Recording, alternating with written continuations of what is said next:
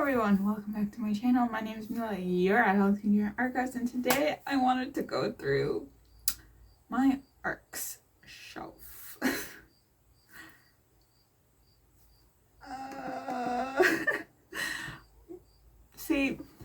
Okay, so we're gonna go through my NetGalley ARC shelf, and for those that know, NetGalley is a way to get advanced reader copies, which is the copy of a book before it goes to printing to generate hype and all that fun stuff.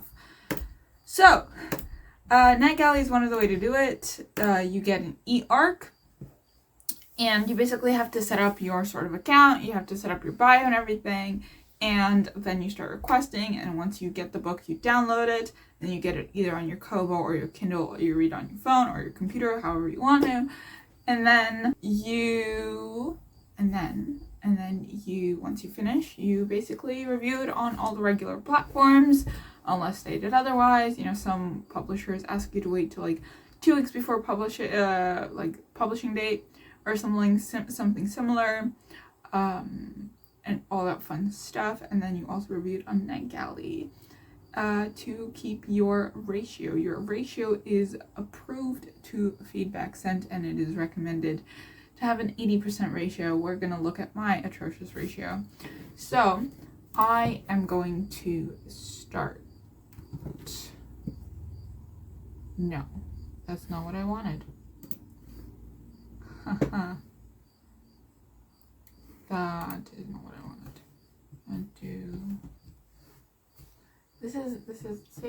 Okay. I don't want to know.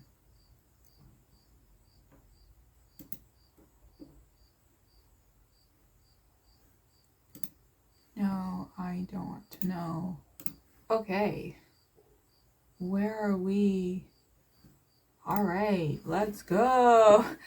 So here is my NetGalley profile. So this is where you would sort of sign in or become a member, all that fun stuff. So this is the general overview page.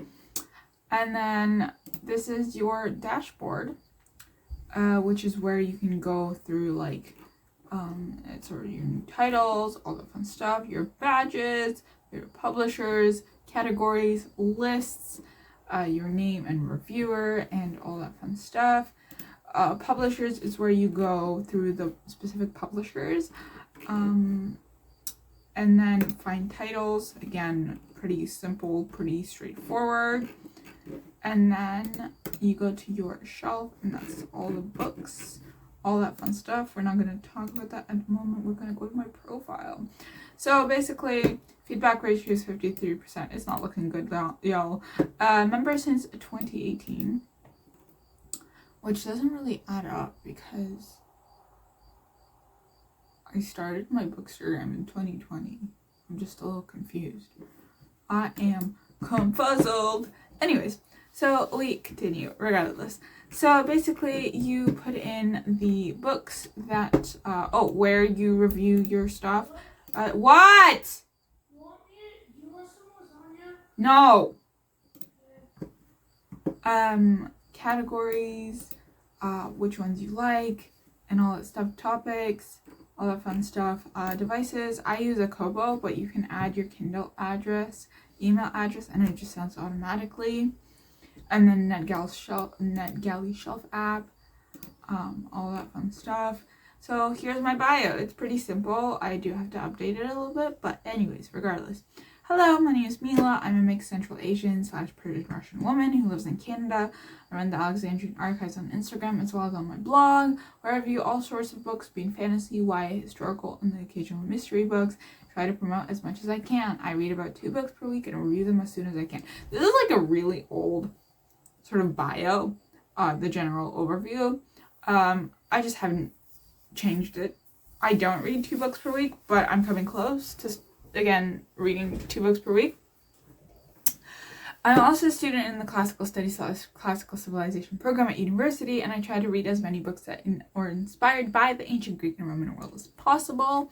I love retellings of fairy tales and myths of all sorts, and always in search of my next favorite myth. I post full-length reviews on my blog that's been on the back burner. Instagram and Goodreads with various levels of creativity for each book, so none of the pictures look the same but are still eye-catching. Additionally, I also have expanded to YouTube, where I have videos up about all kinds of books. Correct. So blog, 2,000 unique visitors daily. Instagram, 1,168 followers. I'm not at 1,168 followers anymore.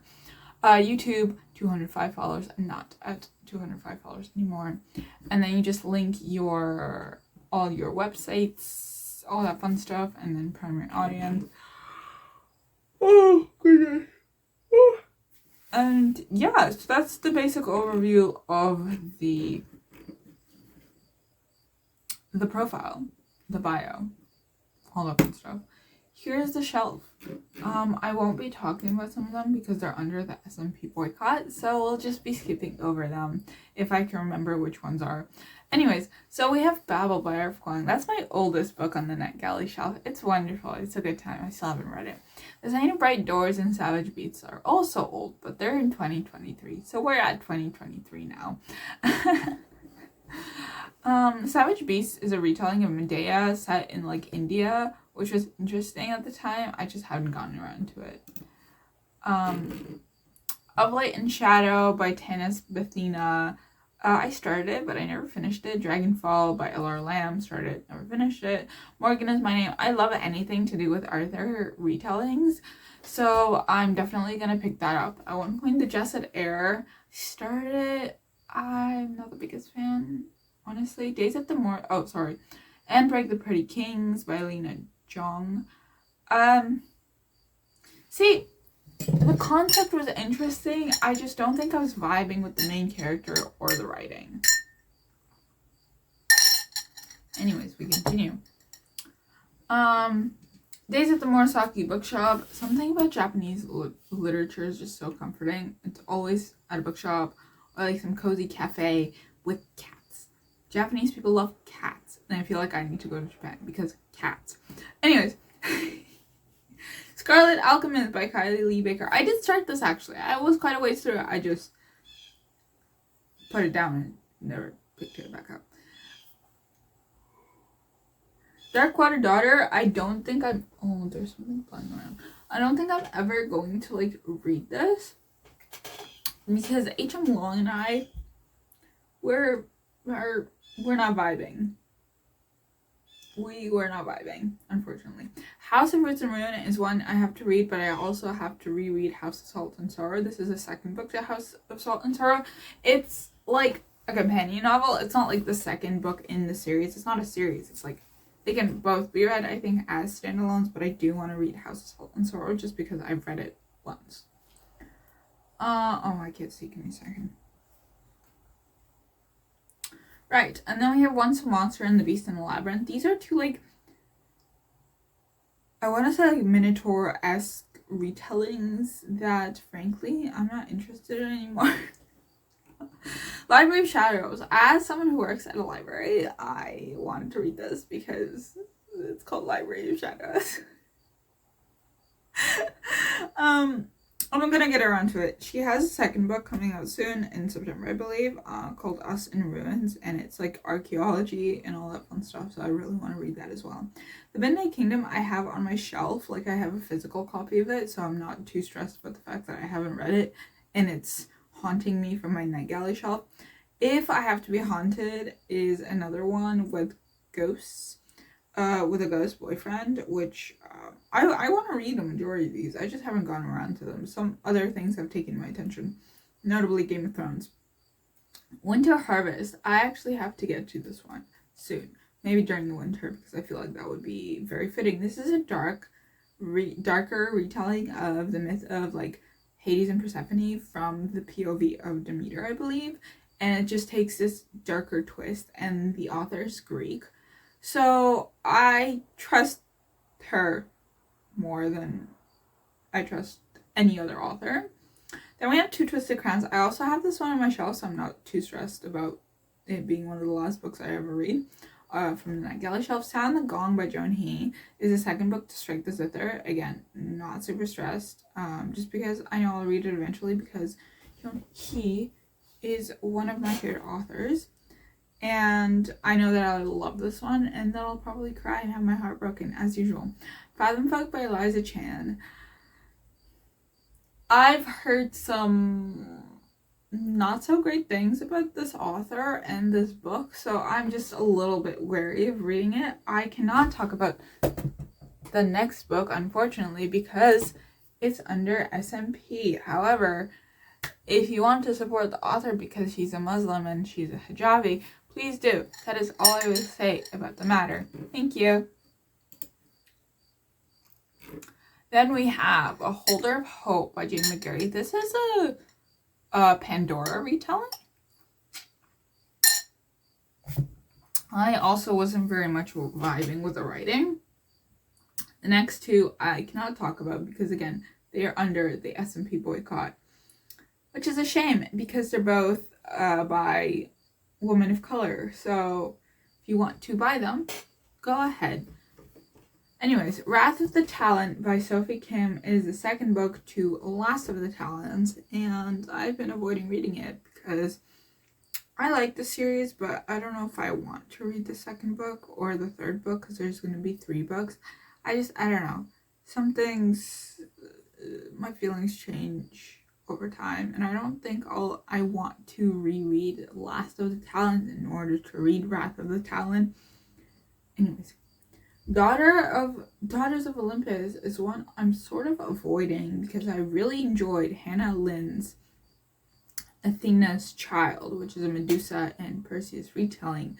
However, I don't want me potentially not liking Daughters of Olympus to overshadow that, the fact that I liked her previous book. Also, I believe this is another Demeter and Persephone retelling, and I'm so tired of them, but we'll see what happens. I will update you on that. The Blood Dim Tide is the second book to the Judas and the Blossom, and I'll get around to it eventually. I'll have to buy it or something like that, or download it on my Kobo because it's expired. Anyways, this is the second book to the Judas and the Blossom, and I really enjoyed the Judas and the Blossom, and I'm really excited to see where the author is taking Blood Dim Tide. I might wait until we get an announcement for book 3, but anyways, regardless. Between Dragons and the Wrath, there was a phase of dragons at one point in the books. It was so funny to see, honestly. Anyways, this isn't even out yet, which is interesting. So I still have time to read it, but basically, I know absolutely nothing about this book, and I started reading it, a little bit of it, I think, but I just wasn't vibing with it. Again, I'm just feeling so weird about recent releases that nothing has really grabbed my attention, and I end up just reading older books. So, I don't know. The Cleopatras by Lloyd Llewellyn-Jones. This is a nonfiction, so I'm totally not worried about this being one of the last books I read on my list. It's not that big of a deal. I also have a physical copy of it because I requested it from the publisher, and this is basically talking about the Cleopatras, all 7 of them, not just Cleopatra the 7th, which is the most famous one. The Heir of Venus by Laura Shepperson. I started reading this, and while it was interesting for a little bit, it's a PDF format, and that's one of the reasons why I sometimes just don't read books, because they're in PDF format. It is difficult to read PDF format, even if the e-reader supports it. Just because the e-reader supports it doesn't mean that I have to put up with it. So I don't like reading PDFs. Publishers, please take note and upload EPUBs only, because that's the easiest way to read it. And formatting on PDFs is so weird. Blood of Old Kings by Sung-Il Kim, and this was translated by Anton Her. I think I'm going to get to this one because it sounds really interesting, and I'm really interested in reading stuff by Anton Her and translated by Anton Her because I've heard good things about his translation, and he translated the BTS book. So, very interesting. The next one is This Fatal Kiss by Alicia Jasinska, and this is Polish folklore fantasy-ish with a rusalka and a few other creatures and stuff like that. And I started reading it, so I still have time. And this is also the October book club pick, so I'm very excited for you guys to try this out. So it releases in September, so I still have some time. It's all good, so no worries about that. Blood Jade is the second book to Ebony Ebony Gate, I think, by the same two authors. So I'll have to read Ebony Gate before I get to Bloodjade. But thank you for approving me, the publisher. The Phoenix Keeper is something that I read quite a bit of. Probably not that much if I look on my e-reader. But this is an interesting one, and I'm just not seeing how the queer romance will come into fruition, because it says enemies to lovers, but like the right character is both afraid of the love interest and also just doesn't like her. So I'm just like, okay, we get it that it's enemies to lovers, but like it seems like there's no resolution for that enemies bit that will transfer into lovers. Anyways, I hope that makes sense. I don't know if that makes sense. But this is interesting. This is set in a zoo, and our main girl is like loves birds and phoenixes, so she has a couple of phoenixes that she looks for, and she, you know, tries to like rehabilitate these phoenixes and all that stuff. And I love anything with phoenixes, and you know, because it's so prominent.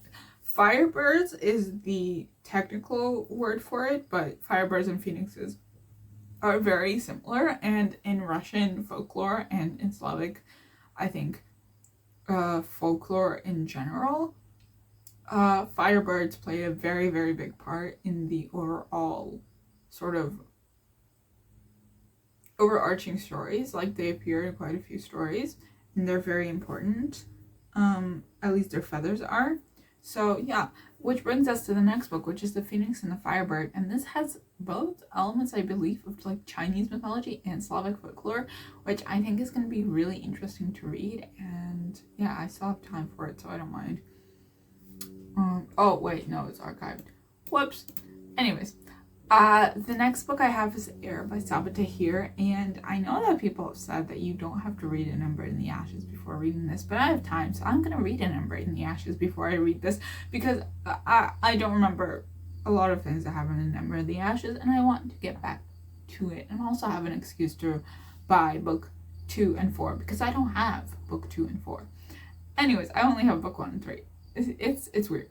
The 13th Child is by the same author as House of Roots and Ruin, and frankly, I don't think I'm going to read this because this is giving horror. It was just a free arc that I could have gotten, but I'm still debating. The Gods Below, I feel like Andrea Stewart and I are like my taste in books, and her writing style is not working together, because I tried to read this and this was just not going very well, unfortunately.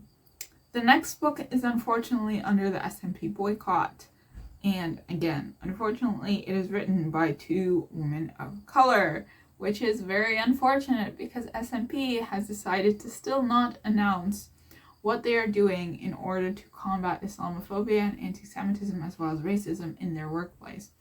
And the demands of the SMP boycott and Readers for Accountability is very simple, and I will leave links to it down below. Thank you. The next one is Daughter of Chaos. Let me just double check where this is from. Oh, I think we're good. Okay, we're good. I believe Breath of the Dragon is SMP. Yeah. Okay. It's a shame. Anyways. The Scholar and the Last Fairy Door by H.G. Perry. Let me just double check.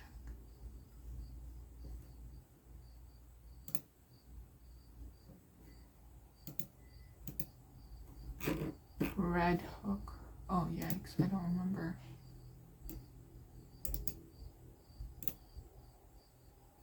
Oops.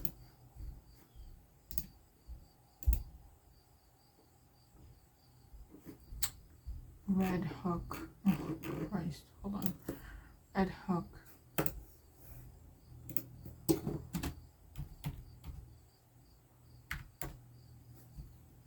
Okay, so it's Hatchet. It doesn't seem to be... Oh, it's Orbit. Never mind. So we're all good. So The Scholar and the Lost Fairy Door. I started reading this, and this is really interesting. I love books about like fairies and scholars, and that's why I loved Emily Wilde's Encyclopedia of Fairies, and why I'm begging the publisher to please approve my request for the 3rd book. Thank you. She's Canadian. What do you mean I can't read it?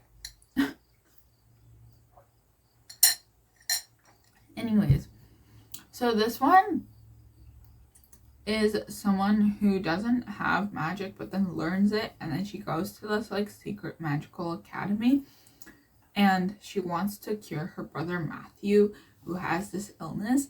And that's all I read. And she meets this, it's giving secret history but better written, less racist and homophobic and sexist and misogynistic. And with fairies. So that's the vibe it gives me, because she's an outsider, right? And she meets this enigmatic group of people, and yeah, very, very fun. And I'm excited to get to it and put this on your radar if that sounds familiar. Anyways, that is it for this very, very short video. It was not a short video. That is it for this video. I hope you enjoyed. I apologize for not talking about some of the books since they are under boycott, but that's how it is until SMP answers and the boycotters say that we are done with the boycott. I will continue boycotting. I will continue not to be posting about these books. Anyways, so with that being said, thank you for watching. Like, comment, subscribe. Let me know your thoughts down below if you're going to add any of these books to your radar or to your NetGalley list for the latter ones. And I will see you in the, follow me on all my socials, and I will see you in the next one. Happy reading!